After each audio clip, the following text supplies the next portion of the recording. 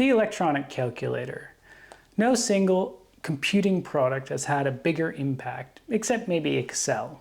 These little guys are everywhere, even on your phone right now.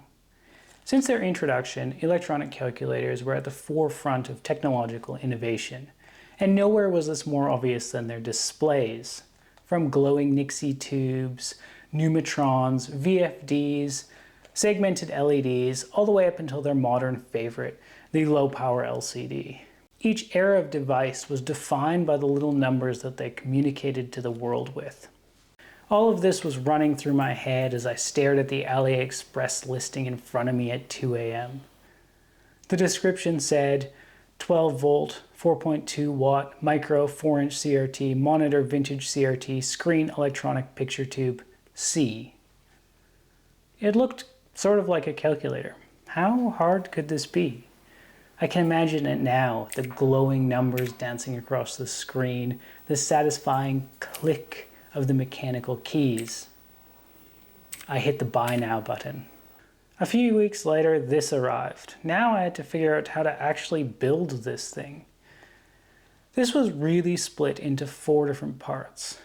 The input, a keypad which would put the numbers into the brain of this project, which would be the part that actually does the math, the display, so this would be how do we get the numbers from our brain onto the CRT display, and then the last part was the design. How do I actually put all of these things together into one cohesive part? Let's start with the easiest of these 4, the inputs, the keyboard. I had a set of switches and keycaps left over from a broken number pad. These were not ideal as there were several characters that I probably don't need, but I had them and I might as well use them for something. With this in mind, I jumped into Easy EDA and set about building a simple matrixed keypad.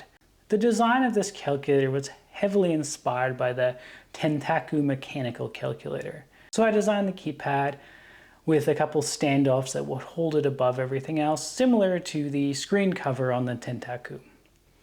This was very minimalist, but it should cover all the bases that I need covered here. With that design finalized, I just needed to build it. And that's where the sponsor of today's video comes in, JLCPCB. JLCPCB offers custom PCB manufacturing services to anyone, even people like me who have some unconventional electronics manufacturing ideas. Ordering is quick and easy. Simply upload a Gerber file to their website. Few clicks later and they'll have a PCB in manufacture for you. They have a wide variety of PCB materials available, multi-layer, flex PCB, even metal substrate. I have no need for a metal substrate PCB, but that sounds cool as hell. They also offer PCB assembly services. So if you have a design like this that uses a whole bunch of SMD components, and you don't want to be bothered soldering resistors that are literally the size of a grain of sand, their automated production lines will do it for you. They also have a huge inventory of parts, so they'll be able to get almost any design out quickly. If you're interested in your own PCB, follow the link in the description for a discount. Now back to trying to get this calculator to actually work. The math would be handled with this Arduino Nano right here. The only reason I use this is because I had one sitting in the bottom of my parts bin. Again, I might as well use that. Easy. But how do we put our numbers from our Arduino onto the CRT screen? So first, let's look at how an LCD display works with a microcontroller. So our microcontroller here will send a signal in binary to the LCD. And the LCD will usually have LCD driver chip, which is basically a shift register. So what that will do is it'll take the input and it will shift those along. It's a shift register basically to light the right pixels or lines on our LCD. So this will come in, it will store that number, let's say it's 20 in this case, in our shift register / LCD driver, and the LCD will display whatever value that is. Now the good thing about this is if our microcontroller now wants to go do something else, let's say it needs to do some math, well, it doesn't matter. The LCD will continue displaying the original value.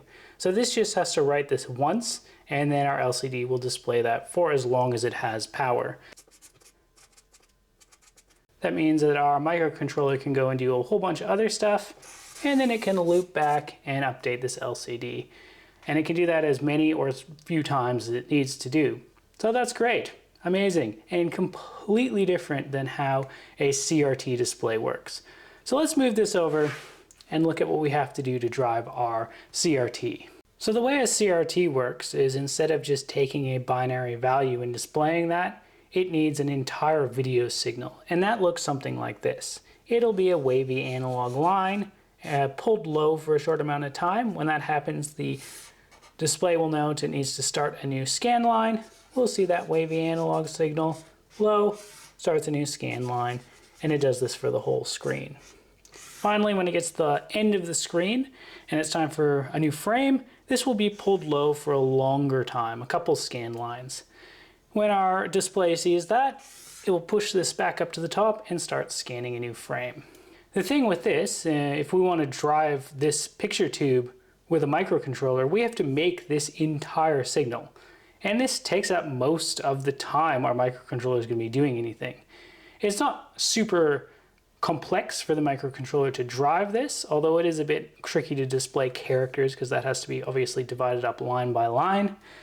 But it means that most of our time is going to be spent just driving this picture signal, which is pretty difficult. And there's a couple ways around this. Traditional computers like command line computers would have had a chip that would be dedicated to doing this, basically like the shift register chip for LCD, but it would drive the entire circuitry. But I don't have those. I don't even know if you can still get those chips. So instead, I went searching on old internet forums and found a library called TV Out. Someone had actually gone and done this. They wrote a program for Arduino which drives a CRT signal out of the tiny little microcontroller. Now the way they got around a couple things here was really clever. Obviously, Arduino can't actually do a true analog output. So it couples up two pins together so we get a fake analog input. It has 3 levels. So we have high when both of our outputs are high, or low when both of them are low, or an in-between one when one's high and one's low. So we can actually kind of trick our CRT into displaying the kind of high and low pixels. Well, I mean, they're not really pixels, they kind of are, as well as the blanking intervals. So after I found this, I went and tested it out to make sure it would work, and after a bit of messing around, it indeed displayed an image, so I knew I was on the right track. Now that I knew my idea was at least theoretically possible, all I had to do was assemble everything and get it working. Most of this project would actually be in the code that makes the calculator features function, so I really just needed to put everything together and then build a somewhat solid case for it. I soldered everything directly together. It would make some more sense in some ways to attach these with connectors that could be disconnected later, but I wanted everything to be small and compact as possible. I really wanted everything to be able to fit underneath the keypad, so I wouldn't have to worry about running wires to anywhere else on the calculator.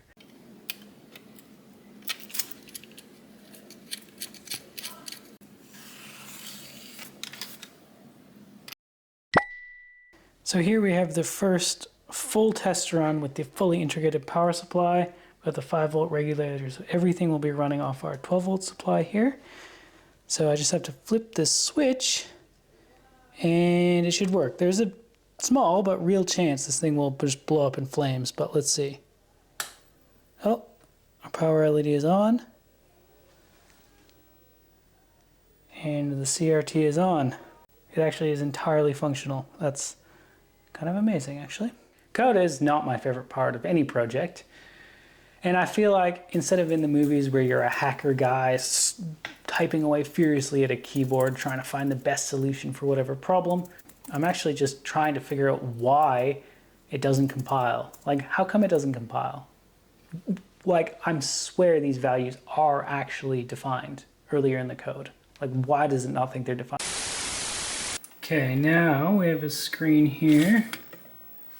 See if we can make 5 plus, so definitely at times, 2 equals, oh, it works. So 2 minus, I don't know, 3, because it'll be easy to do in their heads. Let's find out how to assemble this, and we'll have a functioning calculator.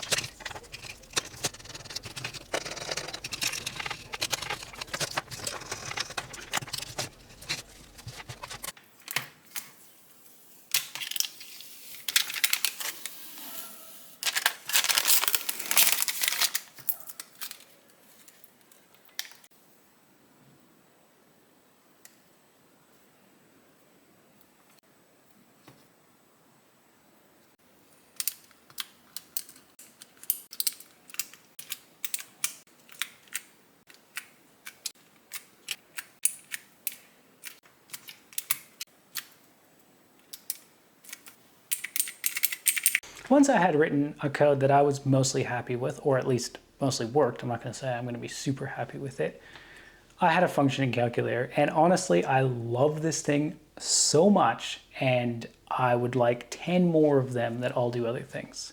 It's really part calculator, part command line, computer from 1962.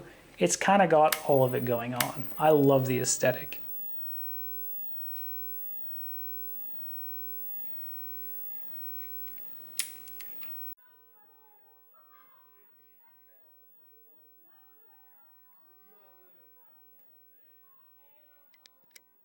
I'd like to do a huge shout out to JLCPCB for making this project possible, and more importantly, to you, the viewer, for watching me. I hope you enjoyed this. Thanks. I'll see you next time.